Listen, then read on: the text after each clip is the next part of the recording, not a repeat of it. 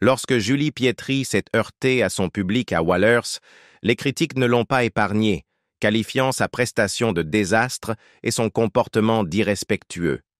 Mais derrière ce moment sur scène se cachait toute une vie de pression, de douleur et d'histoires personnelles que le public ne pouvait pas voir. Aujourd'hui, à 70 ans, la voix emblématique de Ève, « Lève-toi, rompt enfin le silence ». Et ce qu'elle révèle ne laisse aucun doute. Cette soirée ne portait pas seulement sur les applaudissements. Elle était le fruit de longues années passées à tout enfouir. Voici l'autre version de l'histoire, celle à laquelle personne ne s'attendait, mais que beaucoup soupçonnaient depuis longtemps. Il m'a complètement détruite. Au début des années 1990, Julie Pietri était au sommet de sa carrière musicale. Derrière son image publique étincelante et ses succès comme « Ève, lève-toi », elle vivait en silence ce qui allait devenir la relation la plus destructrice et marquante de sa vie. À l'époque, elle était tombée amoureuse de celui qu'elle qualifierait plus tard comme « l'amour de sa vie ». Mais cette relation, qui promettait stabilité et partenariat créatif, allait se transformer en véritable cauchemar. Julie et son compagnon collaboraient également sur le plan professionnel, ce qui rendait leur lien encore plus complexe. Leur collaboration donnait l'illusion d'unité et de respect. Mais comme elle l'a révélé plus tard dans les colonnes d'Ici Paris et du Journal de France, la dynamique a vite basculé. Pendant longtemps, cela ressemblait à de l'amour, dit-elle.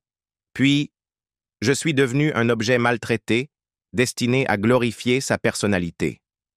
Selon Julie, cet homme s'est montré émotionnellement abusif et contrôlant, ce que les psychologues identifient aujourd'hui comme un pervers narcissique.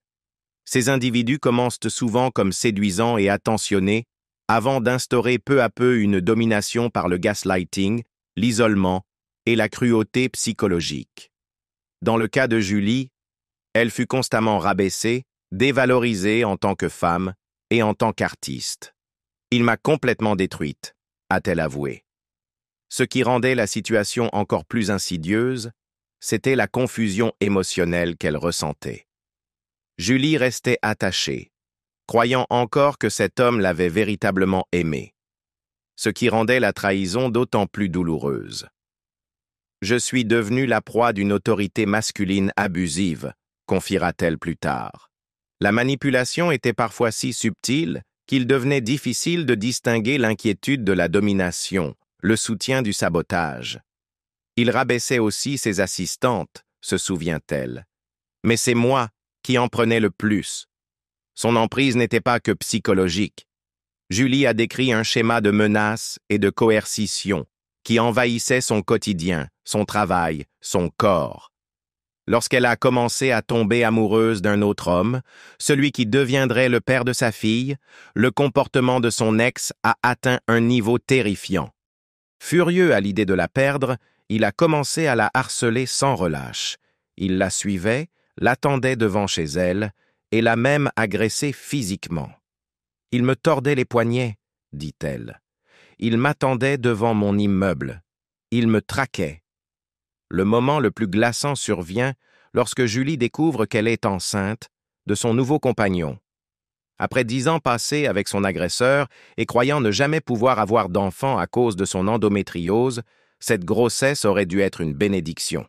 Au lieu de cela, elle devient une arme supplémentaire entre les mains de son ex. Il la menace de révéler sa grossesse à la presse, afin de détruire son image et sa carrière. La pression devient insupportable.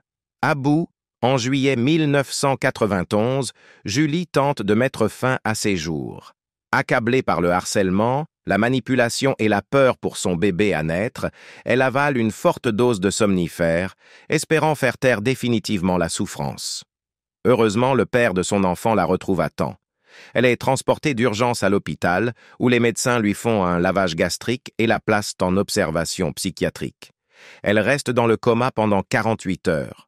Même alors, la cruauté continue. Alors qu'elle est encore hospitalisée, son ex l'appelle directement. Ses paroles sont glaçantes. « Ton gosse va être magnifique avec tous les cachets que tu as pris. » Cet acte de torture psychologique ébranle profondément Julie. Le psychiatre la place aussitôt sous surveillance renforcée. Et ce n'était pas un cas isolé. Après leur rupture, son ex refuse de sortir de sa vie. Pendant plus d'1 an, il poursuit son harcèlement. Julie vit sous la menace constante de sa présence. « Il ne lâchait rien », dit-elle. « Il agissait comme si je lui appartenais toujours. » Même lorsqu'elle tente de se reconstruire aux côtés du père de son enfant, le traumatisme persiste. Elle donne naissance à sa fille Manon en 1992, qu'elle décrit comme « un ange tombé sur mon épaule ». Mais la maternité n'efface pas les cicatrices. Julie se lance dans une psychanalyse intensive pour démêler les fils du traumatisme. « Je suis entrée en analyse comme on entre dans un couvent », confie-t-elle, évoquant le travail intérieur profond qu'il lui a fallu accomplir pour entamer sa guérison. 8 ans plus tard, le traumatisme ressurgit. Mais même après avoir survécu à une décennie d'enfer aux côtés d'un partenaire manipulateur et narcissique dans les années 1990, les batailles émotionnelles de Julie Pietri étaient loin d'être terminées. Échapper à un prédateur ne l'a pas protégée d'en croiser un autre. Aux alentours de 2011, 8 ans avant ses révélations publiques, en 2019, Julie s'est retrouvée une nouvelle fois piégée dans une relation qui avait commencé sous le signe de la séduction avant de virer au cauchemar psychologique. Cette fois, l'homme était un cadre influent d'un grand casino. En apparence, il était généreux, stable, charismatique. Il passait de la douceur, des cadeaux somptueux, à l'humiliation totale, racontera plus tard Julie. Son comportement suivait le même schéma classique d'idéalisation, de dévalorisation, puis de contrôle qu'elle connaissait trop bien. Mais cette fois, les conséquences furent encore plus dévastatrices, car il ne s'en est pas pris qu'à elle, mais aussi à sa fille, Manon. Julie a décrit comment cet homme s'est d'abord insinué subtilement, puis de manière flagrante, dans la dynamique familiale. « Il a attaqué ma fille psychologiquement », confiera-t-elle. « C'était insupportable. C'était la limite absolue à ne jamais franchir. » Cette seconde relation toxique a replongé Julie dans une dépression profonde. Elle admettra plus tard que sa vulnérabilité, nourrie par une enfance traumatique et des années d'abus, l'avait rendue à nouveau sensible à l'emprise d'un narcissique. « Je n'étais pas aussi guérie que je le croyais », déclara-t-elle dans une interview au Journal de France. « Ces gens savent exactement qui viser. Ils sentent vos failles. » Pendant ces années, Julie s'est retirée des médias traditionnels. Elle a évité la télévision, les plateaux, les événements promotionnels. Elle a préféré une voie plus discrète. Tournées internationales, festivals d'été, concerts live, loin du regard intrusif de la presse à sensation française. Certains médias, inconscients des raisons de son retrait, ont interprété son silence comme une crise mystique ou une lubie excentrique. Un exemple particulièrement cruel, un magazine à scandale publia une photo d'elle en plein concert, bras levés vers le ciel, accompagnée de la légende. Depuis qu'elle a quitté son compagnon, elle trouve refuge dans la prière. Mais Julie ne priait pas. Ces malentendus publics ne firent que renforcer son isolement. Elle cessa de donner des interviews, refusa les tapis rouges, garda le silence sur sa vie privée. « Je ne supportais plus que ma vérité soit déformée », expliqua-t-elle. « Alors j'ai tout gardé pour moi. » Et pourtant, malgré l'ombre, Julie a fini par retrouver le chemin de la lumière à ses propres conditions. En 2003, elle est invitée à participer à Retour gagnant, une émission spéciale réunissant les artistes emblématiques des années 80 pour une performance en prime time. Julie choisit de chanter « Vivre pour le meilleur », la ballade émotive de Johnny Hallyday sur la résilience et les jours meilleurs. Sa prestation touche en plein cœur. Elle remporte la première place. Cette chanson, c'était plus qu'un titre, confiera-t-elle. C'était un message, que j'étais encore là, que j'étais vivante, que je me battais. Ce moment marquera un tournant. Peu à peu, Julie commence à reconquérir des morceaux d'elle-même ensevelis sous les traumatismes. Elle reprend des concerts choisis, se reconnecte avec son public et accepte de participer à des tournées nostalgiques comme Stars 80 ou Âge tendre. Mais jamais elle ne prétendra être totalement guérie. Elle choisit au contraire de parler, avec prudence mais sincérité, des séquelles durables de l'abus psychologique. Dans une interview de 2020, Julie lance un avertissement fort. « Un homme qui vous humilie ne vous aime pas. Il est incapable d'aimer.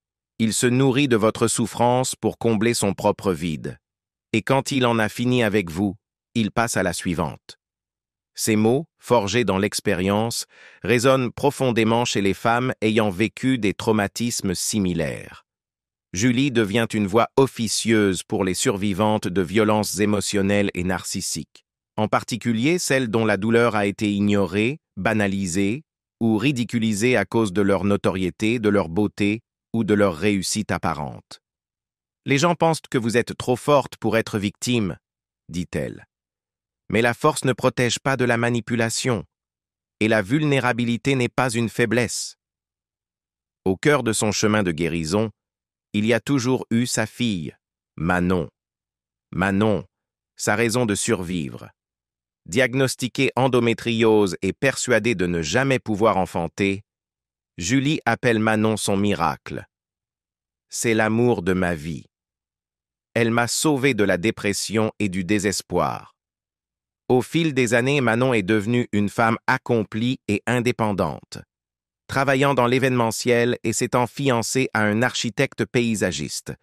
Malgré tout ce qu'elles ont traversé, elle est restée extrêmement proche de sa mère. « On s'est protégés mutuellement », confie Julie. « C'est ma meilleure amie. » 13 ans pour dormir. Son traumatisme ne commence pas avec cette relation abusive.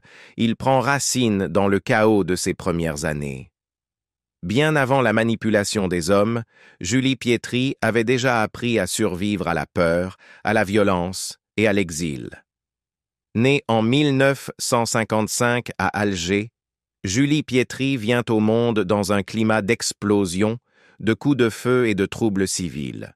Avant même de pouvoir forger ses premiers souvenirs, son enfance est déjà marquée par la guerre. Les premières années de Julie se déroulent durant la guerre d'indépendance de l'Algérie, un conflit sanglant et complexe opposant la France au Front de libération nationale. Elle grandit dans un quartier résidentiel d'Alger, mais malgré ce cadre civil, la sécurité est illusoire. « Je suis née en guerre », a-t-elle confié à France Info en 2019. Tout explosait autour de nous. Son père, Xavier Pietri, craignant pour la sécurité de la famille, aurait piégé leur appartement pour éviter qu'il soit occupé par le FLN ou par l'armée française. Le climat psychologique à la maison était fait de vigilance extrême et de peur constante. Julie décrit des corps gisant dans les rues, recouverts de draps, des vitres brisées par les explosions et le bruit assourdissant des détonations comme partie intégrante de son quotidien. « J'ai vécu ma petite enfance sous les bombes », se souvient-elle. « Je voyais des cadavres cachés sous des couvertures. » En 1962, à l'indépendance de l'Algérie, Julie et sa famille, comme des centaines de milliers d'autres colons français, les fameux « pieds noirs », sont contraints de fuir le pays.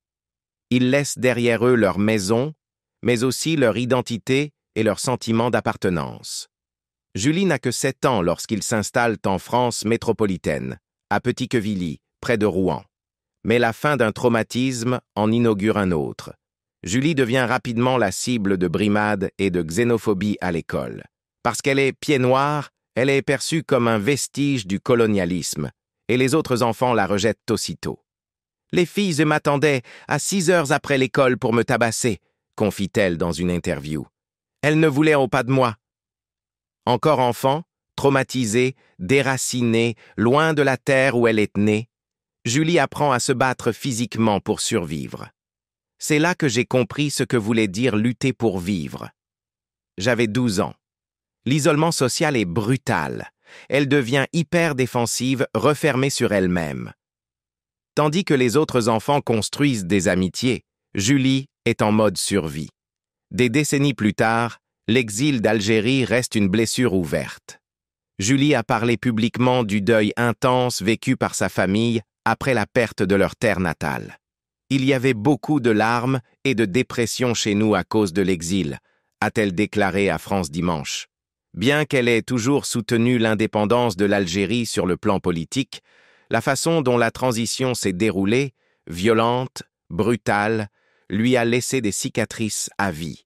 « Je n'ai jamais voulu y retourner », avoue-t-elle. « J'ai fait un blocage. » Julie dit comprendre la douleur d'autres rapatriés car elle l'a vécu dans sa chair.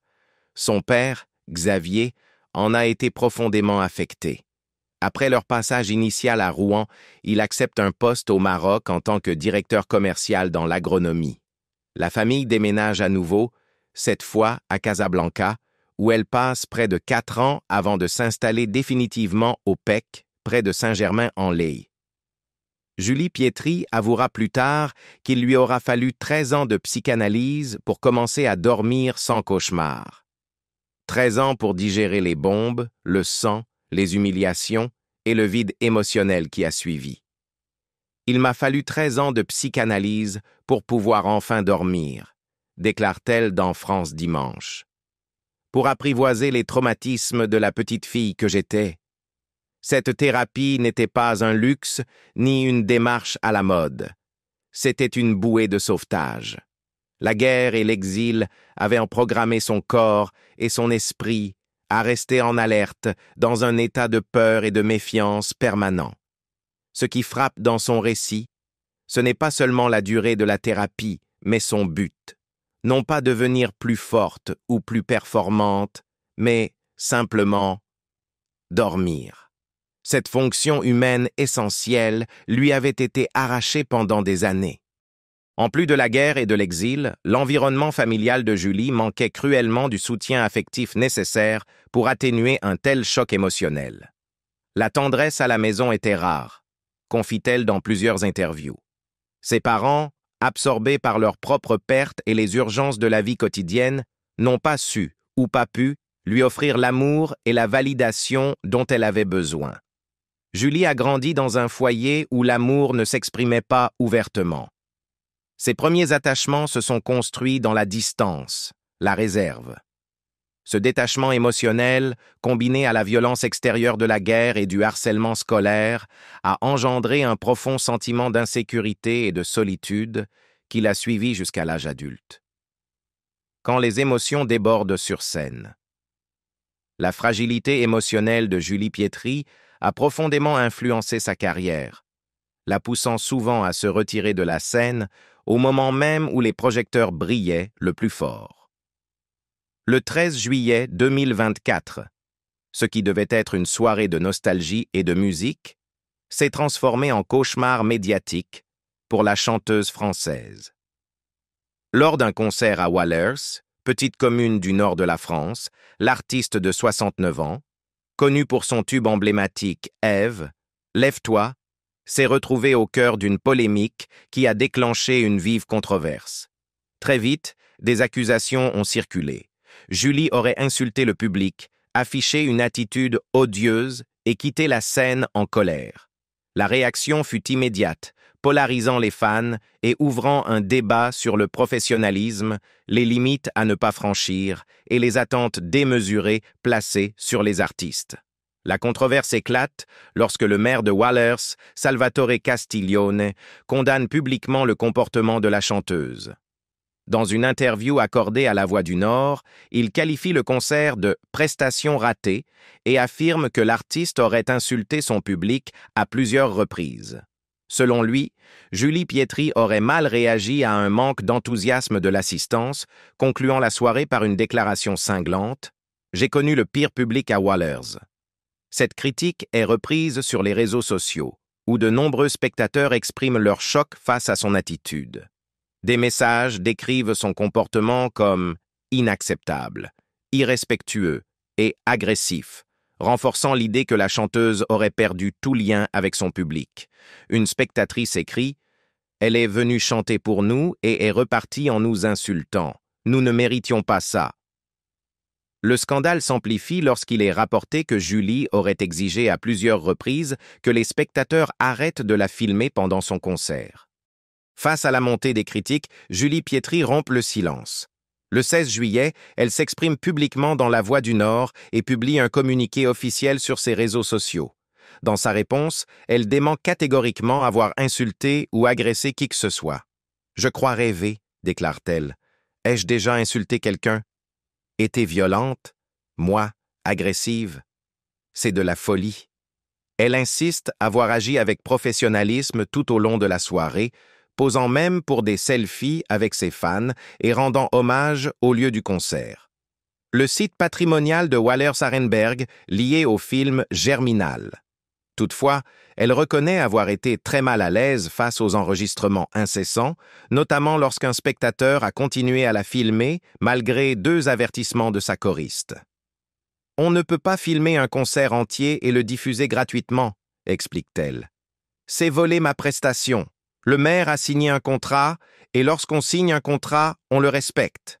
Cette clause interdisant la captation en faisait partie. » Son équipe ajoute que la controverse repose en réalité sur un désaccord juridique concernant le droit à l'image et à la propriété artistique, et non sur une réaction émotionnelle déplacée. Dans un communiqué complémentaire, ses représentants précisent « Julie Pietri n'a jamais insulté son public. Elle est une artiste aimée avec plus de 40 ans de carrière, connue pour sa proximité avec ses fans. Après chaque concert, elle prend souvent le temps de poser pour des photos et signer des autographes. » Au cœur de la tempête, Julie Pietri livre un éclairage crucial sur son état émotionnel. « Je me remets d'un cancer. Je viens de perdre mon père. Je suis très loin de toute cette folie, » confie-t-elle. Diagnostiquée d'un cancer de l'endomètre début 2023, elle a subi une hystérectomie en mars 2024, après avoir suivi des traitements de chimiothérapie et de radiothérapie. L'impact physique et psychologique de cette épreuve, aggravée par la perte récente de son père, l'a sans doute rendue plus vulnérable que d'ordinaire. Cette révélation provoque une vague de compassion. Plusieurs fans prennent sa défense en ligne, affirmant qu'elle avait livré une belle performance et avait simplement demandé à ne pas être filmée sans autorisation.